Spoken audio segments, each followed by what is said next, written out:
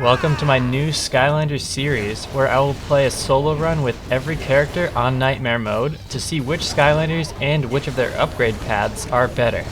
In this video, I'll be playing a Spyro on the Sheep Burner upgrade path first, and later on we'll swap to the Blitz path. The rules are as follows: only one Skylander is allowed and will go until we die. However far they make it is how they will be ranked. Also, no heroic challenges, Luck-O-Tron wheels, magic items, and any other meta progression besides hats, because hats are fun. Coming into this run, I'm more of a fan of the Flame Ball upgrade path, but the charged Fireball's explosion does miss quite often, as you can see. One trick I like to do with Spyro is to either shoot a Fireball and immediately use the Horn Dash, or the other way around by performing the Horn Dash and ending by shooting a Fireball. Either way, this allows me to transition from one attack to the next without waiting in between moves like you'd have to do normally. You'll see me do both of these a lot throughout the run to increase my damage output. A lot of the charge upgrades are pretty underwhelming, like with Spyro here. The Fireballs deal 20 damage and the charged one deals 30, but in the time you spent charging it, you could have just shot another uncharged Fireball, so a little bit pointless. Sometimes you can charge it and then walk into a combat though, which does give it a use. His other upgrades on this path, besides being able to charge a Flame Ball, are Spyro gains a fire shield around him when shooting a Fireball, and Fireballs deal more damage, with the middle one exploding as well. Luckily for me, Spyro is a fast character, because I like when you can maneuver around the enemies and their attacks, but here we don't even need it. The Fireballs just do enough on their own. In the upcoming arena, the Fireball's ability to knock enemies away comes in quite handy. Sometimes it can even push them off the edge of the level. Besides that, the explosion of the middle Fireball, as well as shooting 3 at once, really helps control all the enemies at once when there's a swarm. And now we're closing in on the end of this level. Alright, come on Brock, you set up that trap. This chapter is always pretty easy with only a few hiccups, like here at the end with the Executioners, but they can be dealt with easily if you just have a good ranged attack, as they'll never teleport if you don't go up close.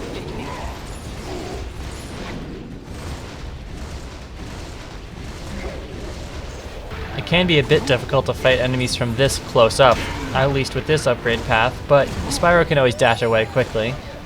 Later on in Glacier Gully, I actually get very low on health in this small area with the 2 Executioners and Bag of Booms. Just a few mistakes and I suddenly only have 300 health left. That's Nightmare mode for ya. After spending my life savings on Skystone cheats and lock key puzzles, we end up in the pit. More of these enemies is nothing we can't deal with, especially because the game gave me tons of food just a moment ago to make up for my previous mistakes.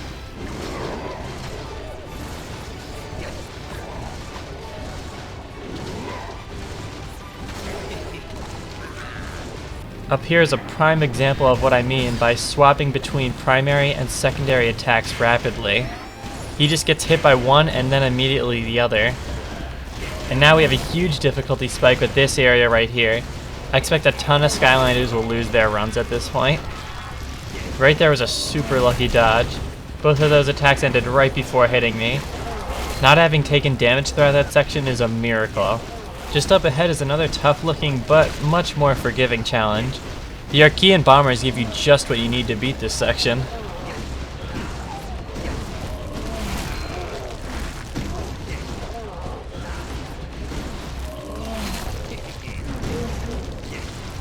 This area is also quite tightly spaced, and all these enemies do more damage than you might expect, but Spyro seems to be able to manage. You can push them back with the Fireballs and cancel their attacks briefly, which helps a ton.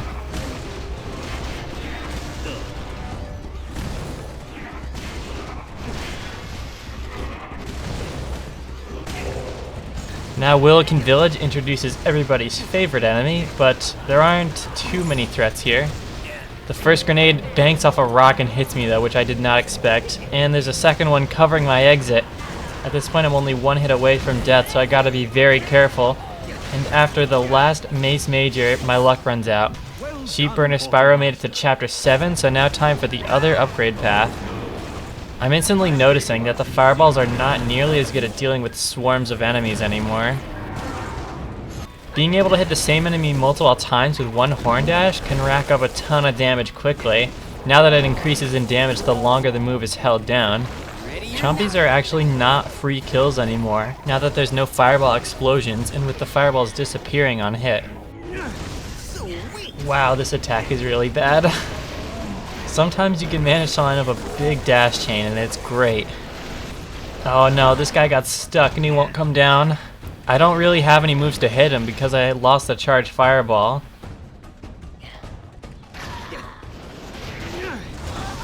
Okay, I guess this move does have a purpose. Brock's arena took a pretty long time.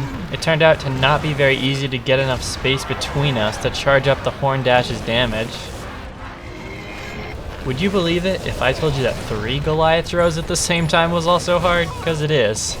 This upgrade path makes Spyro play a lot more like an up-close brawler, or maybe a hit-and-run speedster rather than a ranged attacker, but I don't really know if he has the damage output for it, especially when your attack moves you away from the enemy. Also, that staircase maneuver was absolutely insane. 5 hits in a row on the same guy. I should mention his other upgrades by now.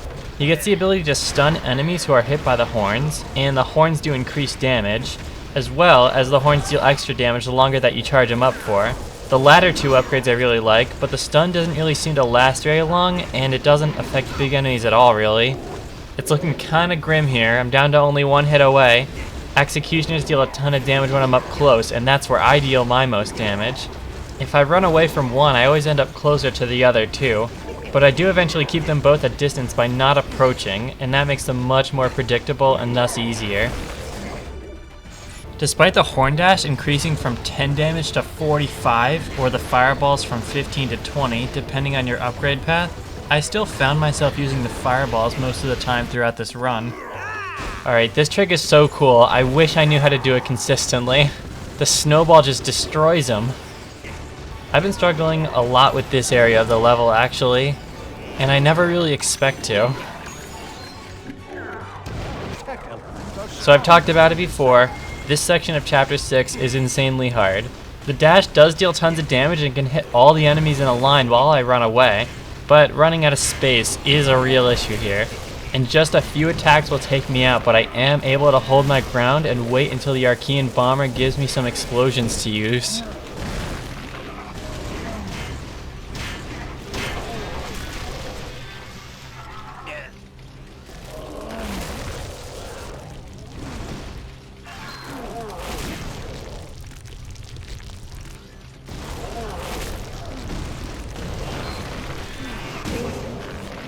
Up ahead, I took a really bad hit, which left me with only 78 HP. It's a good thing that Pretzel just gave me 80 HP, but any more than 1 HP is all you need. Overall, both upgrade paths feel pretty good with only a few small weaknesses on either side, but I would expect it no other way. Would you rather have more close-up damage and movement control, or more range damage and area control? I think I slightly prefer the Fireball upgrade still, but I can totally see the appeal of the Horn Charge path as well. And maybe with the Series 3 WoW POW I would change my mind, but for now, this Spyro makes it to Chapter 6.